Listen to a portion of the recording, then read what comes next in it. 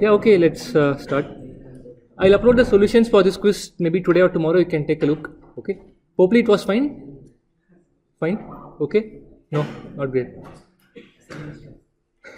It's okay. So let's start. So actually, I wanted to discuss something about this. Right. So this was the gain booster cascode. So here, what do you think? Okay, let me label the transistors. Say M1, M2. So what do you think is the resistance looking here? Yeah, why are you saying that? Okay, so I mean, okay, remember that for cascode you need to have some configuration like this, where both the gates are incrementally short. Right? This is cascode. 1 upon GM3. Right? Yeah. See, if you look at it here, this gate is incrementally short. Okay, but what about this gate? Right? Yeah, exactly. I mean, this is kind of in feedback, right? So it's not real. So as he's pointing out, if you actually apply a test voltage to find the resistance, okay, what can you say about this voltage approximately? It's a source follower. So approximately it will be at Vtest. So now you'll have current due to both the voltage applied here as well as this gate voltage here. Right? So again, to have two voltage applied, what do? You have to find the current here. You have two inputs. Yeah, use superposition. First you assume this is incrementally short. So then you get the normal cascode, so that you get the test current as Vtest by whatever, GM4, R04, R03. So for the next part you short this. Assume that Vtest is applied here. What is the increment current here? I mean, gate is... We are applying Vtest to the gate, source is incrementally short. I mean, in this direction, what is it? From source to drain, it is GM3 times Vtest. So then the same current GM3 times Vtest will flow here. Right? Whatever. So, I mean, you check the polarity, fine. Sorry? Yeah, sorry, correct. This is minus GM3 Vtest. Yeah, okay. But when I measure the test current in this direction, that's plus GM3. So this is the total test current. So what is the, how can I approximate as? This is going to be really small compared to GM3 Vtest. So this is as good as equal to GM3. What is the resistance then? It's 1 by GM3. Okay. So the resistance looking here is actually 1 by GM of this transistor. Right. It's all happening because you have this feedback happening here.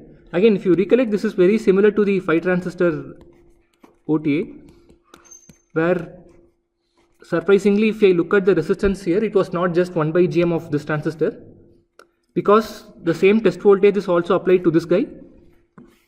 We have some current from that, and that changed it, right? So something similar is happening. Okay, so we should be careful. Hopefully, this was not asked in today's quiz. So, I was planning to ask, but then realized, okay. Question, you didn't have to find the resistance here, right? I mean, the same circuit. It was there in the assignment. Assignment it was there, yeah. For the pole of that. Yeah. Assignment it was there, so I thought maybe you guys would have done it, but then I had a doubt, so I thought maybe I'll not ask it. I explicitly neglected the capacitance there. In today's quiz, you just had capacitances here and here, right? Okay, let's do that quickly. You guys know what is the resistance looking here? It's a big resistance times CL. And now if you want to find the pole associated with this, what do you do to this capacitance?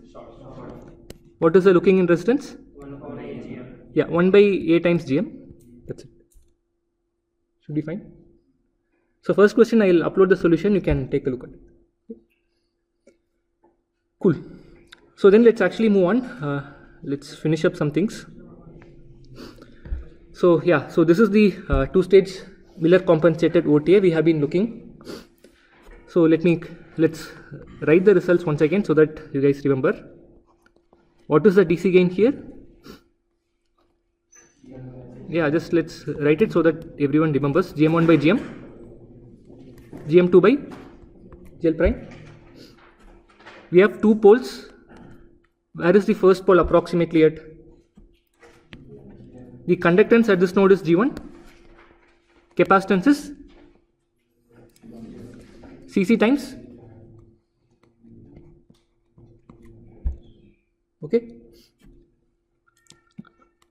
What about the second pole? First, let's write the total capacitance at the output. What is the total capacitance here? We have Cl prime and these two in series.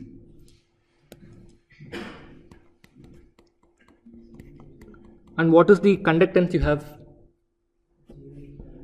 You obviously have Gl prime. So let me write that. In parallel with, though this act of putting the feedback around the GM will also contribute to some resistance. And what is the conductance because of that? GM2? Okay. Again, the idea is if you apply a test voltage here, Cc times C1 by C, Cc by C1 plus Cc times V test appears. So that draws a corresponding current here. You get it? So here again we saw if I assume C1 to be much smaller than Cc and Cl and C2 is also smaller than Cl, how can you approximate second pole as? First of all, in the numerator, which is dominant you think? GM2, and I am assuming C1 to be much smaller than Cc.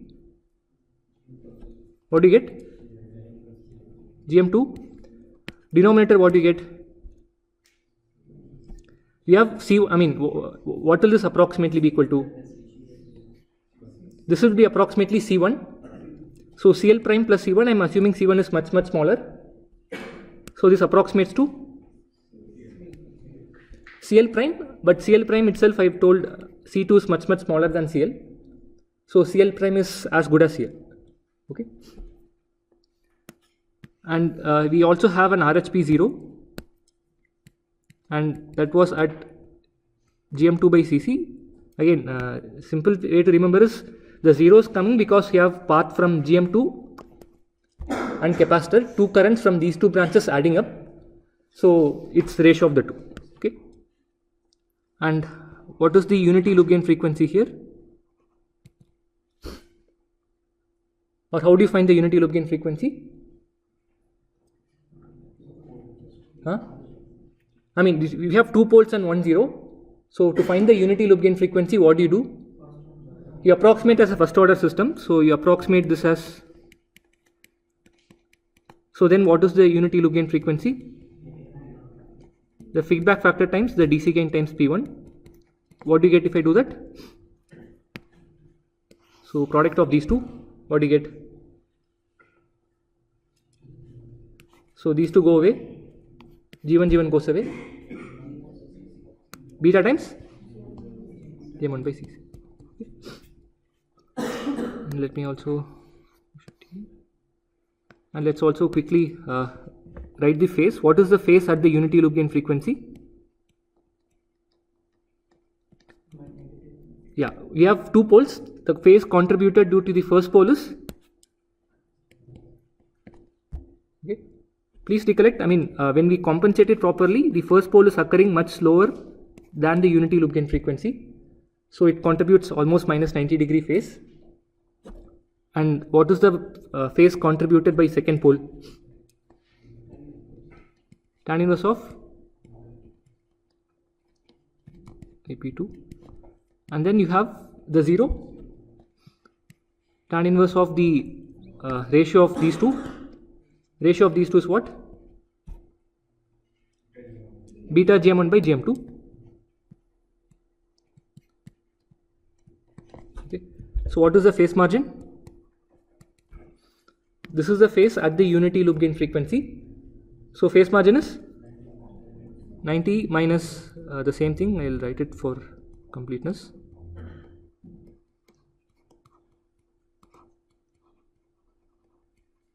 Same thing. Okay. Cool. And in the last class we even saw the transistor level implementation. We'll see if I can copy it. Do we have it? Yeah, let me just copy this.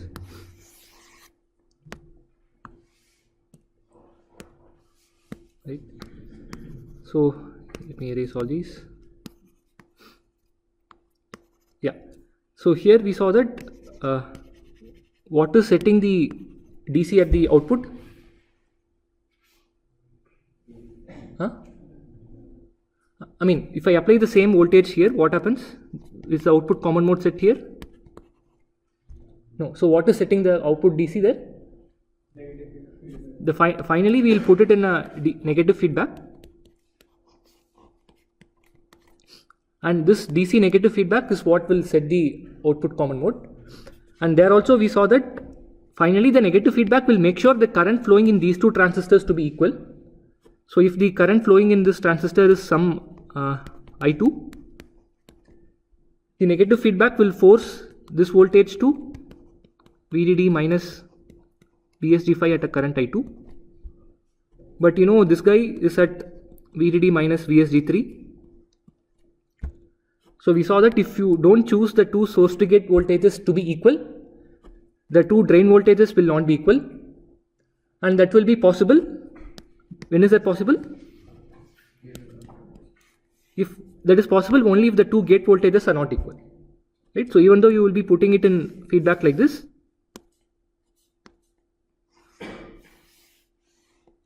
and you apply some VCM to the positive side, because you have chosen the source to gate voltages to be different, the two drain voltages here will be different, and that is possible only if there is a delta V at the input, and that is what was called the systematic offset. And the simple fix to get rid of that is to make sure that the two source to gate voltages are equal, and you know that this is basically square root of 2I by mu COX W by L plus VTH. So if you want to have the same source to gate voltage, what should I keep same here? I by W by L must be same. So if length is same, which typically will be the case, you keep the current density, that is I by W, to be same for all these three guys. Okay. Cool. So now let's move on from here. So in Miller compensation, what we did is essentially we added this capacitor CC, right? And that we did it so that the poles split apart. Again, in lame analogy I give for Miller compensation is, I don't know, in school olden times, if let us say you have two students who are very like talkative, they are close by, the class becomes very unstable because they keep talking a lot. So in my times, at least the teacher will make sure that to keep the class stable, you put one guy in that side, the other guy in this side, so that overall stability is maintained. The same thing, I mean, right? So that's what we are doing. This capacitance CC is helping to split the poles apart, but in that process it is also adding, what is it adding? The RHP 0. That is obviously not a great news, right? And of course there are techniques to get rid of that. Let's look at one such technique today. So what I'll do is I'll copy the block level thing we have.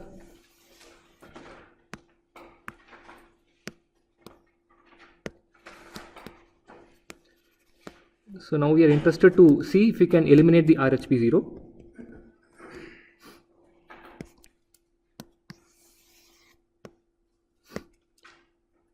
Cool.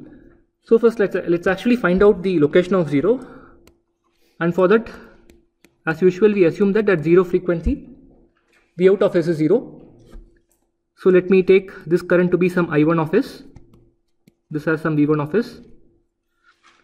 So for finding the 0 location, we typically apply KCL at some node. Let's say I apply KCL at the output node. So at this node, I want to find the current centering. What is the current flowing in CC? If I call this current as I1, what is this current? Okay, I mean in terms of I1, can you say? If this current is I1, what is this current? That should be I1. I mean the same current has to flow here. Okay. So let me write it like this. Okay. And then we have the current flowing out of the transconductor. This voltage is V1. So what is the current coming out? Yeah, please check, it's minus GM2. Some of this is 0. So now if you look at it, this is 0, this is V1, the current flowing here is I1. So what can you say about V1 of S? Huh? I1 of S? Okay. Right? I mean, the voltage across the capacitor is V1, current flowing is I1. So I have written the IV relation, that's it. So now if I substitute for V1 here, I get this I1 of S by SCC. So now you see that the 0 comes at, it's already something we know, I just redid it in a slightly different way, that's all. Fine. So finally you don't want this right of plane 0. So which means theoretically where do I want to position this? Huh? I mean, you don't want the 0 at all, right? I mean, in words you are saying that I don't want RHP 0. If you were to give me a position, where would I position it? Infinity. So in principle you want the 0 to be at infinity, right? So which means if the 0 is at infinity, what that means is if I assume the output is 0 and apply KCL, let me copy the equations. So if the 0 is at infinity, and if you assume the output to be 0 and apply KCL, this equation should be satisfied for what value of S? Infinity. I mean, you want the 0 to be at infinity, right? So if you assume the output is 0 and write KCL, that equation should be satisfied for S tending to infinity. Right now that's not happening. This equation is satisfied only for GM2 by CC, right? So now it's a simple observation. So how do you think this equation must change so that it gets satisfied for S going to infinity? There should be no component of I1 of S. Fine. If this is not there, then if S tends to infinity is when the equation gets satisfied. Okay. But I mean, you can't prevent I1 of S because that is the current coming here, that's what goes through the capacitor. So this is something you can't touch. But what can change is the current coming out of the transconductor because that depends on this voltage. Is that clear? So you made the correct observation. I don't want I1 of S in this equation. So how should this equation change so that happens? I mean, in this final equation, I should not be having I1 of S, huh? Yeah, I should just put minus I1 of S here. Right? So now this blue I1 of S is the current flowing through the capacitor. This green portion is the current coming out of the transconductor. And the current coming out of the transconductor is GM2 V1. So let's see how should V1 look like. So I'll write the second term alone. If I take GM2 out, I have this, and then what is the second term? I took GM2 out from these two. First term is I1 by SCC. What will be the second term? I1 of S by? Okay. And now it's clear that this is our V1 of S. Is it clear? So now you see V1 of S is obtained by as sum of these two voltages. The first voltage is when I1 flows through a capacitance CC. And what is the second voltage? It's I1 flowing through a resistance of 1 by GM2, right? So here V1 is obtained just as a voltage across capacitor. But now how should I get it as? Sum of two voltages. And I mean, I should get it as sum of voltage across a capacitor CC and a resistance 1 by GM2. So how do you propose I modify this now? Yeah, I mean, I have I1 current flowing here. V1 is the voltage across it. Right now I have only the capacitor. I get only this term. I also want to add an additional voltage. So basically I go and put a resistor in series with them. Right? So if this is CC and if I call this RC to be say some 1 by GM2. Now you see V1 is basically I1 times SEC plus I1 times 1 by GM2. Okay. So now this gets satisfied and you will not have the 0. Okay. So this is one simple way in which you can get rid of the 0. So let me actually take it to next page. All you have to do is in series with the capacitor CC that you are adding for compensating, you put a resistor in series that whose value must be equal to 1 by GM2. So now if you think about it, when I didn't have RC, that is when RC was 0, we had the we had the 0 in the right half of S plane. Now I keep increasing this value of the resistor, and when it's exactly equal to 1 by GM2, it has gone to infinity. Now if you get adventurous and increase its value further, where do you think the 0 will go to? Initially we had it for RC is 0, it was in RHP, right? I kept increasing. At one value of RC, let's say RC prime, it moved to infinity. If I keep increasing RC further, where do you think it might go to? It will enter the left half of S plane. Basically you had something like this, right half plane, it goes like this and then it will eventually come like this. And it's not that difficult to work out. Actually you can assume that you have some value RC and then try to calculate the 0 location, just like how we did earlier. So I'll give that as an exercise, please try that. So the same calculation, just that I have added this. Okay. Yeah. I'm not tending to infinity. We'll come to that. If you slightly increase beyond 1 by GM2, then it will be LHP. But like she pointed out, if you make it very large, then as if this entire thing is not there, then there is no point. You can't go crazy on this. To some extent, if you increase it, it works. Can it again go into the right half if it is coming from plus infinity to minus infinity? Yeah, see, after some point we'll see effect of adding this. As of now, you're only looking at the zeros, right? Let's see what happens to the poles. Okay. Yeah. So, okay, let me just mention this. So, you take it as an exercise, you'll find the 0 will be at this location.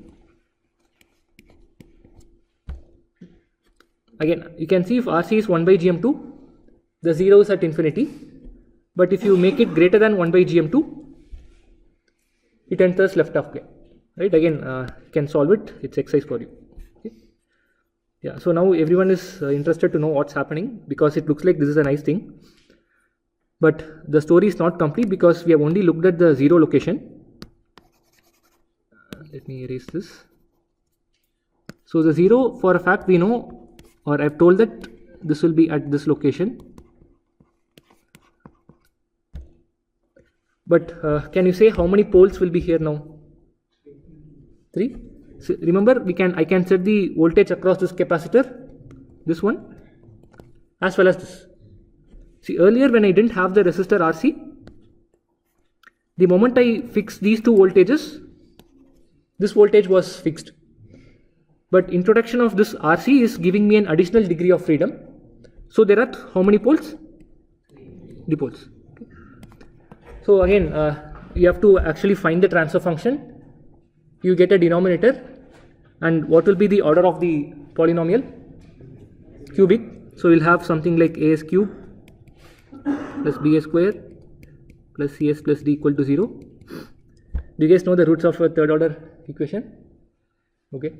Again, if you want, you can work out, but again, we want to get some practically usable solutions. So the assumption is this is well compensated, which means the poles are all far apart, right? So which means if I look at the lowest frequency pole, for very small values of s, which two terms here will dominate? For small values of s, this will dominate.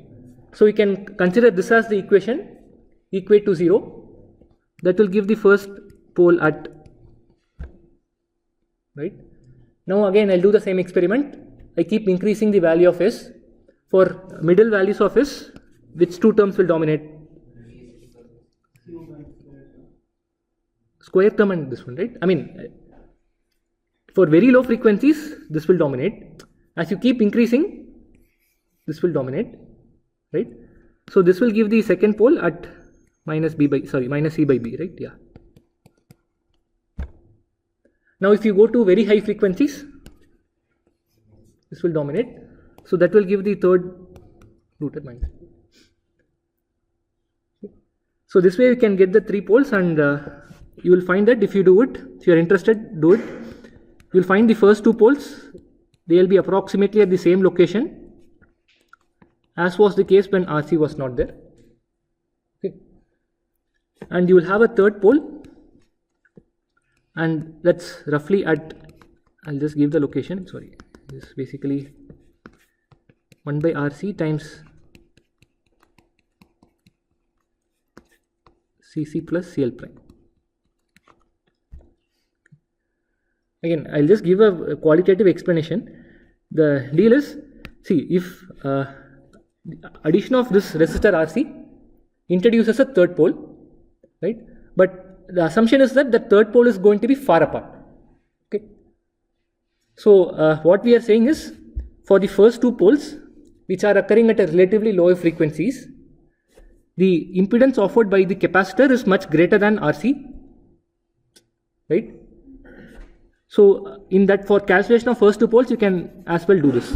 I don't have to consider RC, because in this combination of CC and RC,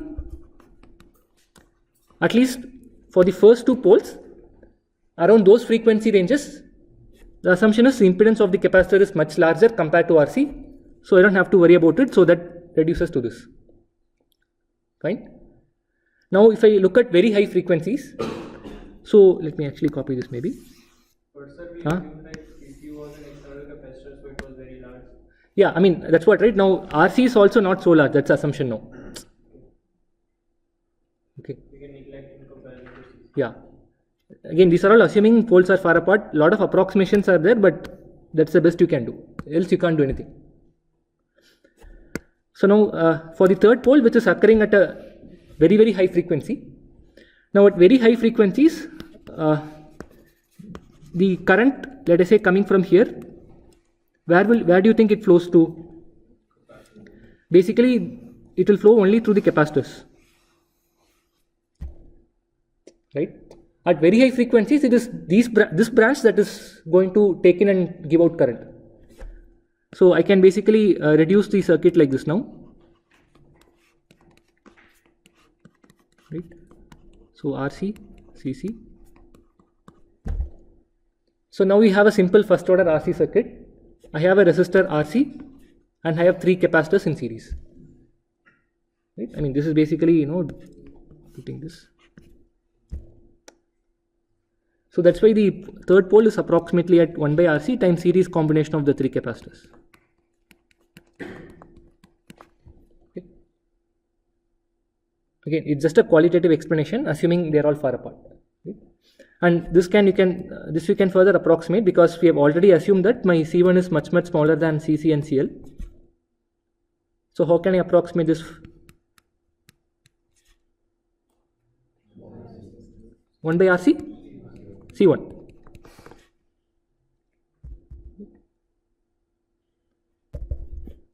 The other way to look at this, mention that.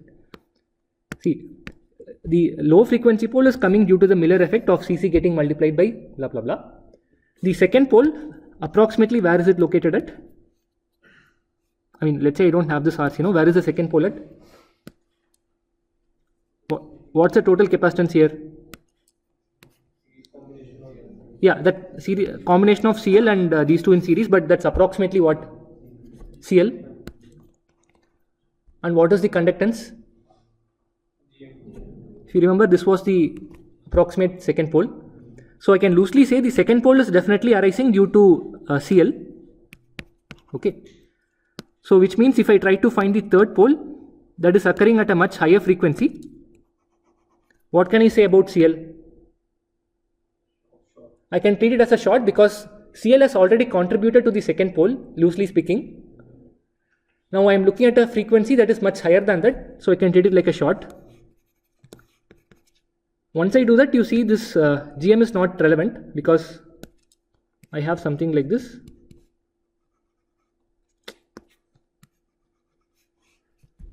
Right? GM is pumping current into a short circuit, that's okay, but this is short. Right? And similarly, you have only this. So you have only this guy in series. Different ways you can make sense of it, but the point is approximately the third pole will be at 1 by RC C1. Okay. So to summarize this, let me do this. So if you recollect, when I didn't have anything, that is when I didn't have RC or CC, this branch is not there. How many poles we had and how many zeros we had? 2 poles and no zero. And where are the poles at? G1 by C1 and GL prime by CL prime. Now we saw that these 2 poles could be not so far apart that could degrade your phase margin. And to split them apart, we added a capacitor. So this is with CC, without the resistor RC. When I did that, we had 2 poles and 1 RHP 0. And the 2 poles are roughly at which locations? First pole, what is the location? Conductance is G1, capacitance is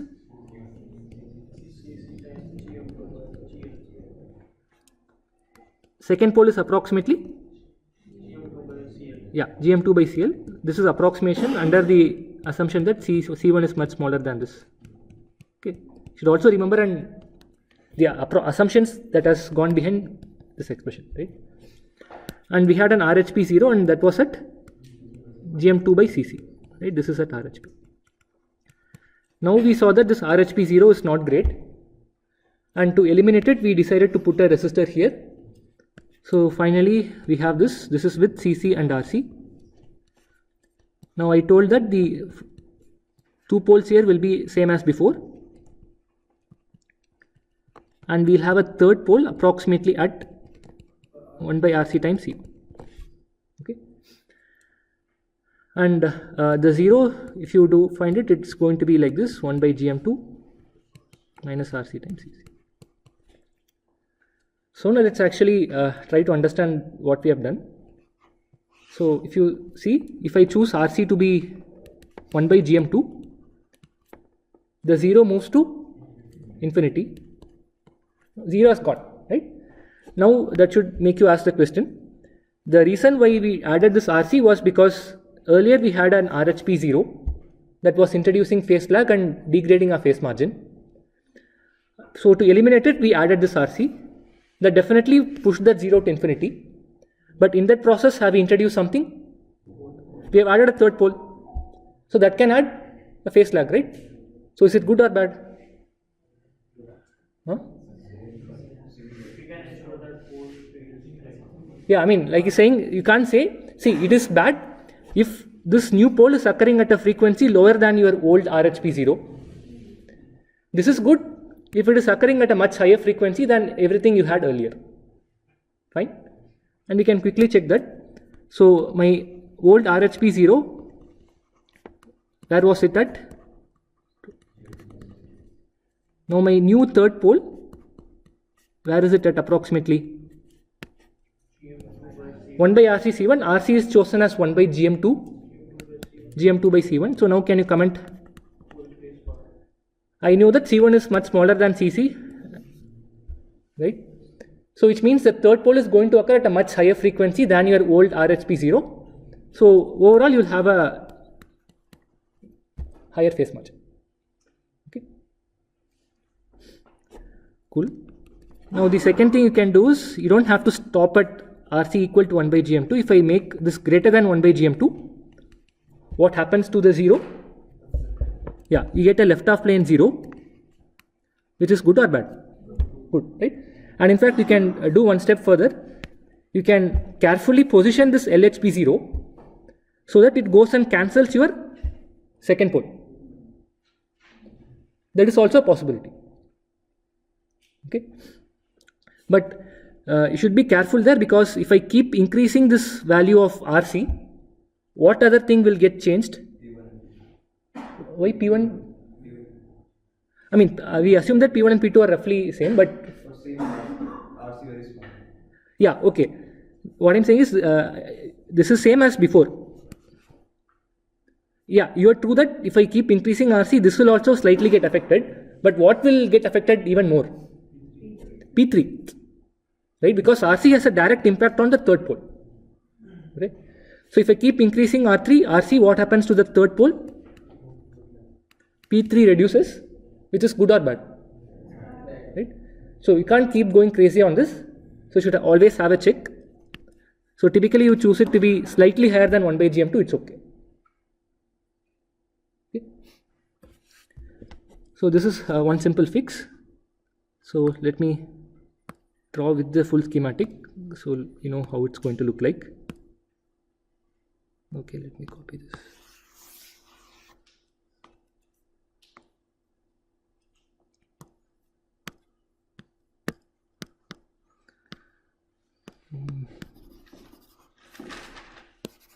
So it's the same circuit. The only difference is now instead of just adding this capacitor CC, I'll put a resistor also in series with it. That's all. Okay. So this is your two-stage Miller compensated OTA that also eliminates the presence of the RHP 0. Okay. Great. So here everything is set. Finally, you just have to bias this guy, and that's typically done using a simple current mirror. So usually you might have a small reference current available to you. So let us say that is some IRF that could be, let's say 1 micrams or something. From this you generate all the required currents. So it's a simple current mirror that you know. Do this and connect it. Okay. So if you want the current mirror to function properly, you have the same lengths for all the transistors here. To scale the current, you scale only the widths. Keep the length same and only scale the widths. So if this is having a width of W0, and if you want a current here to be I0, you make sure that the width here is I0 by IRF times W0. Similarly here you keep the width to be